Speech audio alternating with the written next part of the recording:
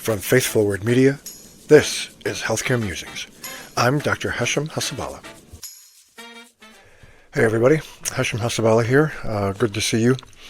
Of course, this is the week of Christmas, and of many people, this is a very important religious event, and so in that spirit and that kind of thinking about that, since it's all around us, I wanted to kind of launch a new series that I have written about in the past that I want to launch on Healthcare Musings about faith in the ICU. I am a person of deep faith and religious devotion, and the things that I've seen in the ICU have only strengthened that faith for me.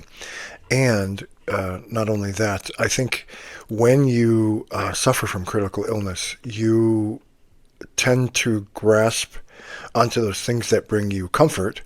And for many patients, and myself included, when my own daughter was critically ill, more than 15 years ago, and her birthday will be December 30th coming up.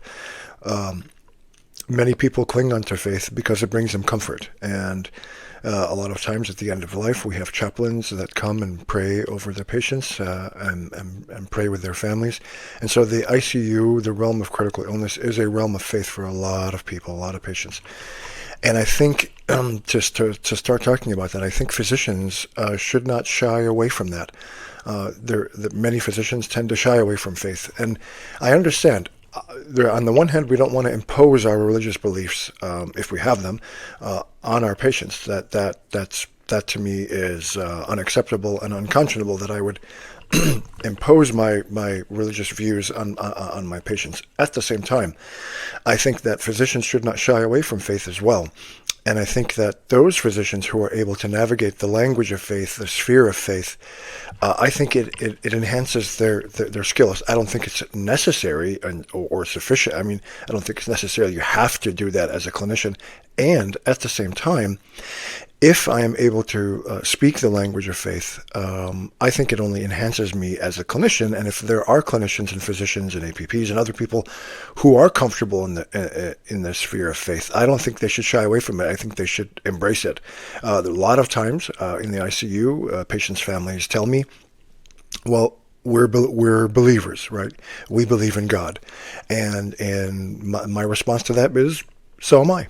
I am also a believer. I also believe in God. And so I think if I'm able to navigate that faith language and be comfortable in that sphere, then I think it just enhances me as a physician, like I've said. And I don't think doctors should necessarily shy away from it. I don't think we should impose our religious views on people. And at the same time, if we have faith, if we're comfortable in that sphere, I don't think there's anything wrong with it. I don't think there's anything wrong with a physician praying with their patients and their families. And I know a lot of colleagues who have done that, and it's a very fulfilling experience. I think I see myself as an agent of God's healing. A lot of Catholic health systems, actually, that's in their mission statement, is they are agents of the healing presence of God. And I hope that I am one too, that I hope that I can, through the knowledge and the skill set that has been given to me by God, that I can also be an agent of his healing.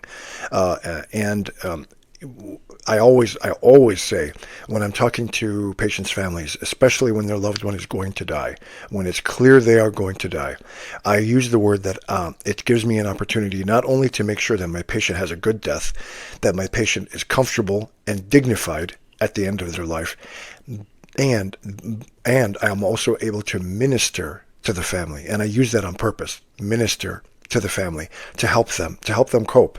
I share them the story of my own daughter who passed away, again, more than 15 years ago, to help them understand, to help them know that I really have been where they have been, and I understand what they're going through. So the ICU is a realm of deep faith and a lot of people, and I think if we as clinicians are comfortable in that space, we should embrace it and not shy away from it. Anyway, that's the first in a long series. I have tons of stories about things that I've seen in the ICU that I'm going to share in the coming weeks, months, and years about faith in the ICU and just the wonders that I have seen in my time and practice as a physician. Anyway, a very Merry Christmas to everyone. I hope you get some time with your families and enjoy this special time of year. And until next time, Hassaballa signing off on Healthcare Musings. Take care. Thank you for watching. Sign up at healthcaremusings.com to get every episode delivered directly to your email. And please don't forget to leave a 5-star review. Thank you so much.